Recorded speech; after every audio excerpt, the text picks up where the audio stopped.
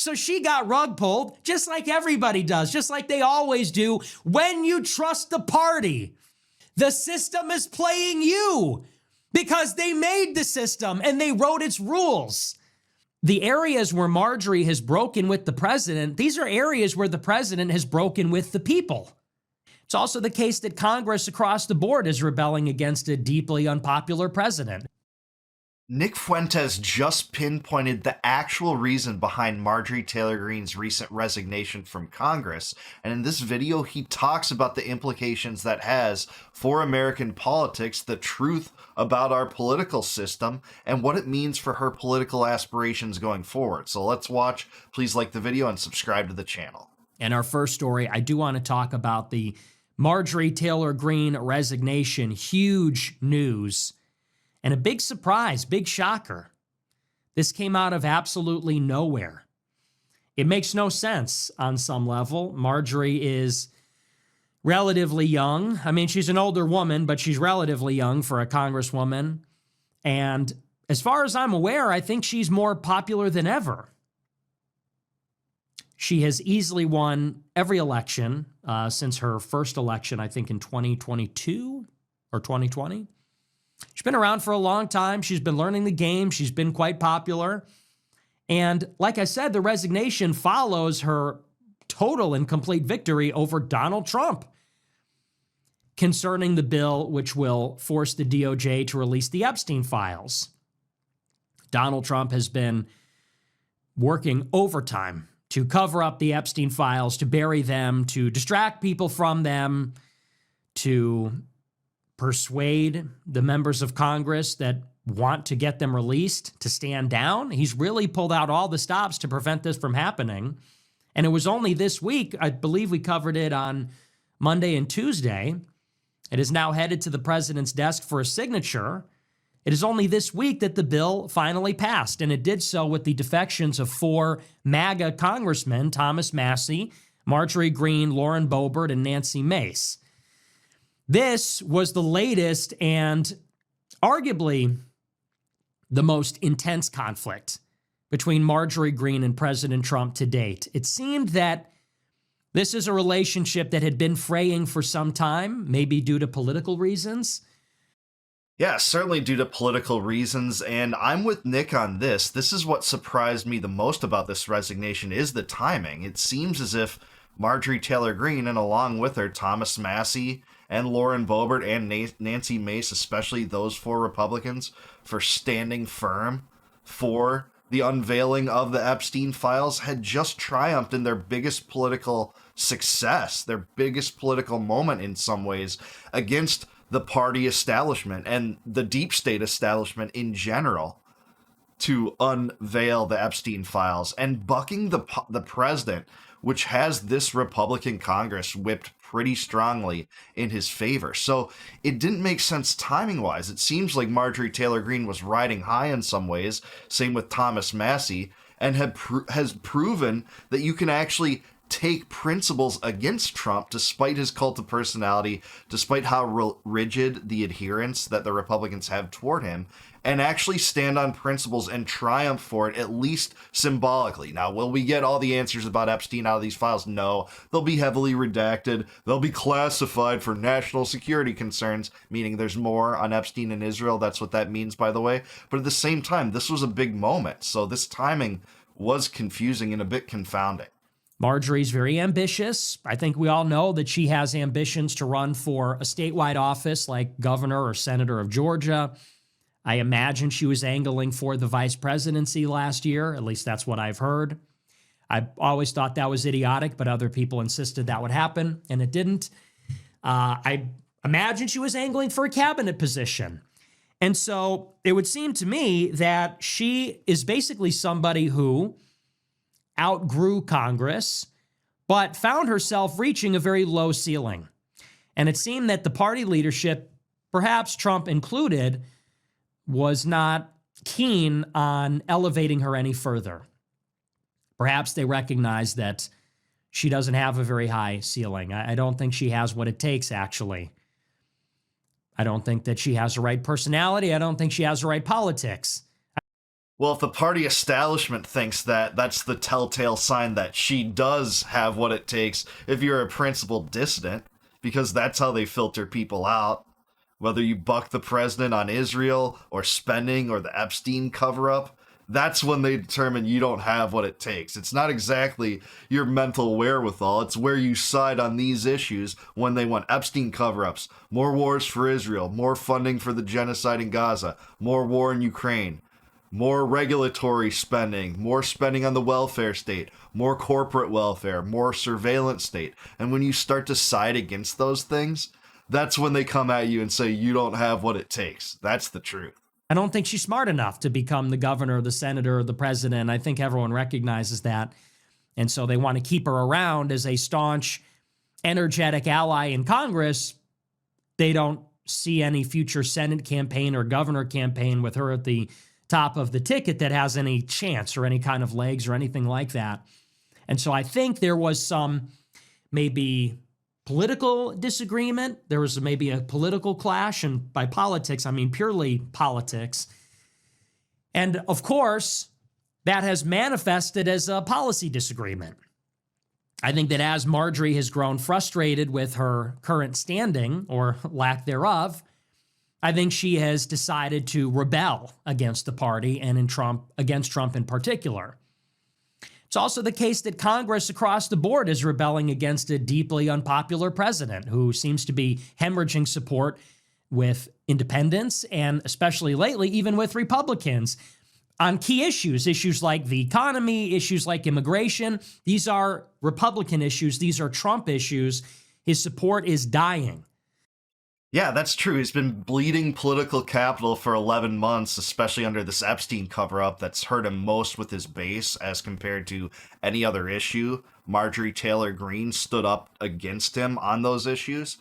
And I don't seem to be as convinced as Nick does that she has more political ambitions. Maybe she does. I would actually like it if she does. I think she's one of the only real ones out there, and I told her that on Twitter, in response to this resignation letter. But Nick seems convinced that that's what disgruntled her, and I'm not sure. I don't think she's kind of really the type that typically engages in politics. She seems actually like a real person and not a lizardian creature. Like her and Thomas Massie don't seem to be just, have the archetype to be a typical politician. And actually, that is the type of person that most should be supported for higher level political positions, if you ask me. But I'm not convinced she has that. Maybe she will run in 2028. Maybe she did want a governorship. I'm not sure. I'm not as convinced as Nick that that's her aspirations. I think she might go into, podcasting or, news broadcasting or something like that. Go back to business. She ran a construction company. Maybe she'll run. Let me know what you guys think down below.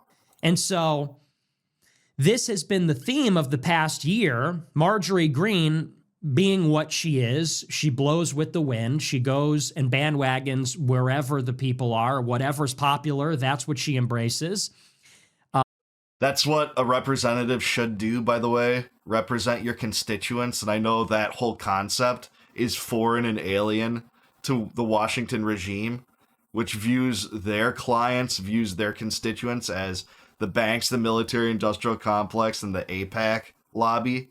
But Marjorie Taylor Greene actually does pay attention to her constituents, and she cites their interests a lot, by the way.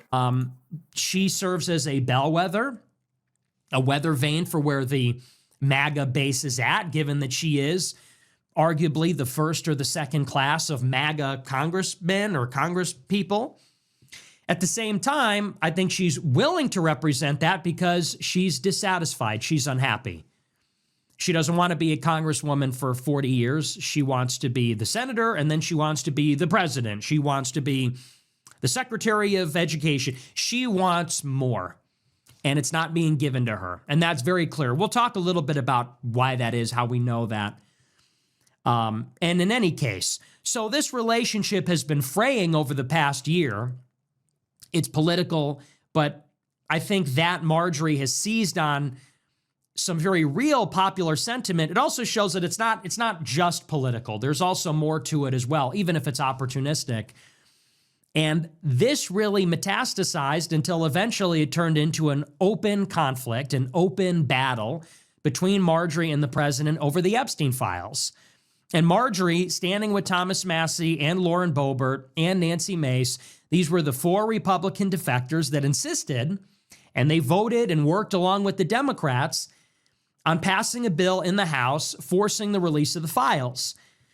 Because of that, Trump put Marjorie in the crosshairs and has unleashed a vicious attack on her in the past couple of weeks, calling her a traitor and saying actually that he would go to to her district in Georgia in the midterms and maybe campaign for a potential primary challenger and work to unseat her and take the nomination from her as the incumbent.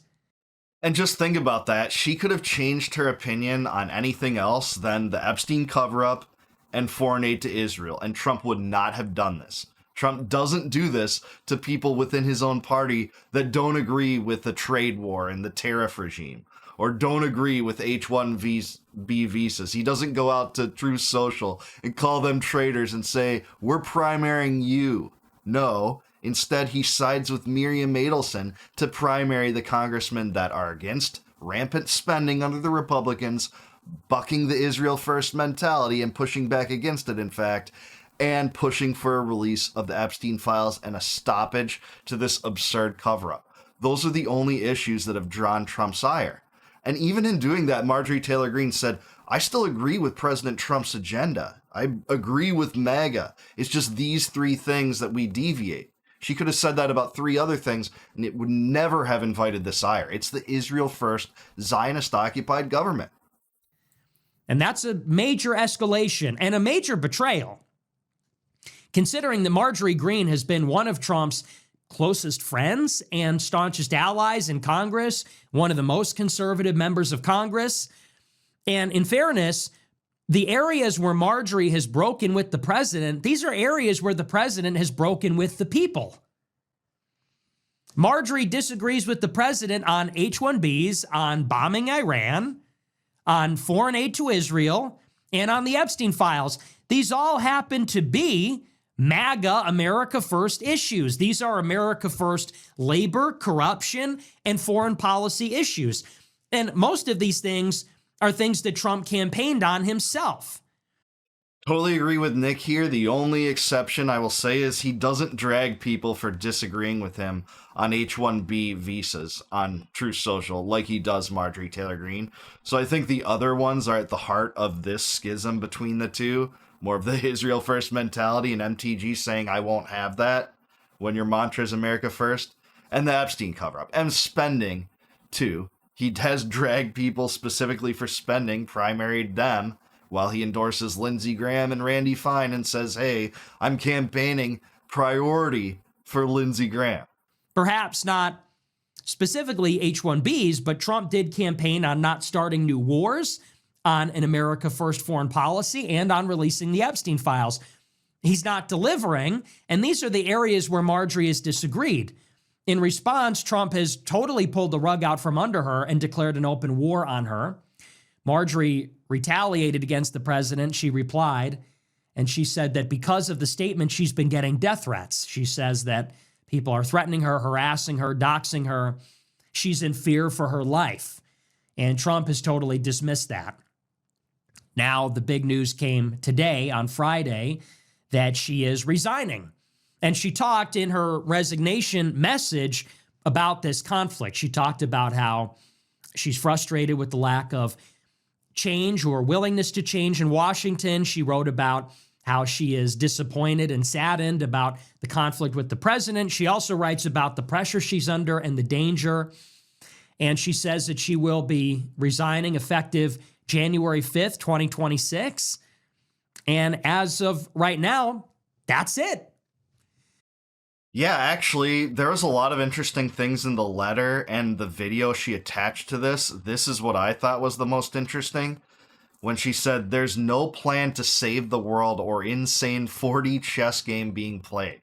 When the common American people finally realize and understand that the political industrial complex of both parties is ripping this country apart, that not one elected leader like me is able to stop Washington's machine from gradually destroying our country. And instead, the reality is that they, common Americans, the people, possess the real power over Washington.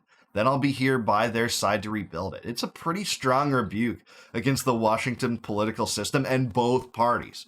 She holds back no punches here against the Republicans, which are complicit in a lot of the madness in Washington. And I really respected this part of the message. I was kind of surprised to some extent with it, but it conforms to my beliefs. So yeah, I'm with her on that. If there is some deeper reason or greater reason, she didn't say it or imply it. And if she has any future political ambitions, she didn't say that either. And they'll be competing for Trump's endorsement as well. It's truly going to be wide open for the first time since 2016. And really, that primary started in 15. So we have not had an open primary, or we will not by the time of the next one, for 13 years. 12, 13 years since it has been anybody on the ticket other than Trump. You know, over a decade. That's a very long time and very unusual. So, of course, everybody in the Republican Party with ambitions is acutely aware of this. DeSantis, Haley, Pence, Vance, Noem, Rubio, Greene, like all these people, and even many outsiders, they are all deeply aware, hyper aware, you could say, hyper conscious that what Trump is a lame duck. Yeah, a lot of people want to take advantage of that, even those that will want Trump's endorsement in 2028. And I'm with Nick. I do think people like Vance, and especially Vance and Rubio, have aspirations for the presidency. Vivek Ramaswamy might again. Maybe Marjorie Taylor Greene. I'd love for her or Thomas Massie to run. I don't think they'd have a chance of getting the nomination because, as a litmus test, the ultimate one to securing the Republican nomination is that you have to bend the knee to Israel. You have to bend the knee to the military-industrial complex, the banks, etc. They're not willing to do that, but at the same time, they could run a Ron Paul-like campaign where you message the importance of liberty values, of individual rights, of curtailing the absurd spending sprees, stopping entangling alliances, stopping the corporate welfare, stopping schemes like the COVID tyranny that brought totalitarianism to the American doorstep. Those are the sorts of things you could message in a grand campaign to wake up hearts and minds that Ron Paul never had access to the independent media. Those two might. So I'd like to see it. I don't think that either can get the Republican nomination. You know, in 3 years, maybe that'll change. AIPAC's influence may wane. Americans are turning away from it. I don't know that the party machine would be able to accept that by 2028, but we'll see. He is a lame duck president that will not have a re-election. And everybody is acting accordingly. And I told you it would be like this, although when I was telling you this last year, I was strictly talking about the cabinet. And I guess I didn't really even consider that this would also afflict the House and the Senate. And that's something that maybe people didn't really take into account, which is that everybody's expectation is that the second Trump term will have no rules because Trump is term limited. He doesn't have to worry about re-election. People said that would be a positive. People said that would be. So she got rug pulled, just like everybody does, just like they always do when you trust the party. And by the way, there's a lesson in this. Everybody thinks they're playing the system. The system is playing you because they made the system and they wrote its rules. So everybody thinks they're going to instrumentalize the system cynically. They're going to infiltrate. They're going to subvert. Everybody thinks they're going to make a pact with the system with their fingers crossed behind their backs, thinking they have no idea I'm just using them to get ahead. When in reality, you cannot make deals with the system because the system was here before you were born. And the system wrote the rules. And the system, it is the water in which you swim. And so the idea that you will get an advantage over the system, it is not mathematically possible. It can't happen. Yeah, the system will chew you up and spit you out if you have any modicum of principles. That is the truth. I agree with Nick on that. If you want to see the fuller context of what he's talking about, he goes back in the longer clip in the original video and talks about how originally when Marjorie Taylor Greene got to Washington, she did ally with Kevin McCarthy and the Republican establishment to try to get good political committee appointments and basically have camaraderie with the Republican establishment in Washington. Now, in the last year, she certainly bucked that trend. Maybe the last 2 years, but especially the last year. So yeah, the party's going to chew you up and spit you out no matter what if you have principles. It's not a matter of trusting the party or trusting the political system or trusting the Republican establishment. It's more so how you side on the actual policy matters. How you vote is how you're treated. It's not a matter necessarily of trust. I mean, trust plays into it, and people play this game. But Marjorie Taylor Greene, most recently in the last year or two, didn't trust the system. She wasn't clearly trusting the Republican establishment for that. And she paid the price for that. She paid the price for Trump being at her throat, truth socialing that she's Marjorie Taylor Greene, which all the cat turds and Trump loyalists of the world are just loving. They're having a field day with that. Oh, he owned her, right? Because that's enough to satiate and satisfy much of the Republican base when you own the turncoats, right? Well, guess what? I like the turncoats when they're right, when they stand up against Trump for the right reasons. And that's stop covering up the Epstein files. What do you have to cover up? That's what the American populace wants to know, especially when you promise to deliver answers. Stop funding this genocidal regime in Israel that Americans want nothing to do with. That more and more Americans are saying enough is enough. This is getting absurd. When you have Huckabee meeting with Pollard, when you have Israel bombing Qatar when the biggest U.S. air base is there, they can just do that with impunity. No leverage is ever used to withdraw aid. And these rampant, absurd spending sprees in the big abominable bill, adding $5 trillion to the debt that's already $38 trillion, where we overspend $2 trillion above tax revenues each and every year. It's totally unsustainable. And Marjorie Taylor Greene was one of those people in Washington that stood up and said, no, I'll have nothing of it. And if it invites the ire and anger of Trump, so be it. She got that anger, despite, being friends with Trump, applauding Trump, etc. You can't make a deal with the devil and expect the devil never to come back with his own reprisal. And that's what Marjorie Taylor Greene has learned. Whether she has presidential ambitions or other political ambitions, I guess that's to be seen. I'm not convinced of it, actually. Maybe she will. Maybe I'm being obtuse. Maybe I am being, too absurd in thinking that, but I think I might be right. I might end up being right. And if I'm to have one critique on how Marjorie Taylor Greene has handled this, in her resignation letter, which I think was great, it does raise some more questions than have been shown, I think, is when she called herself a battered wife. I mean, I think that, she's not a battered wife. She had a feud with Trump. He came out gunning toward her, but she won. So how's she a battered wife? On the Epstein thing, she and Thomas Massie and Nancy Mace and Lauren Boebert ended up looking so much better than Trump. This thing has torn at Trump's political capital and turned him into a potential lame duck president. Maybe unaffordability and other things will do that to a greater extent, but right now it was their faction that triumphed over Trump. So if anything, she's not a battered wife and she shouldn't portray herself as that. And even if you are in a feud with the president in the majority party, which you are in, you should fight against that. You should fight against that when it's wrong and maybe align with it when it's right. So I don't like that portrayal. I think that was kind of misguided and it doesn't set the proper tone for the rest of her resignation. But you can take a look at that and judge for yourself. Either way, I think she's one of the real ones. I have some differences with Marjorie Taylor Greene for sure. But at the same time, she's also one of the most heroic people in Washington. I hate to see her go, but Washington's a cesspool, and I can't exactly blame her if she wants to extirpate herself from that criminal regime. But that's what we get. It is a systematic issue. Nick is right about that.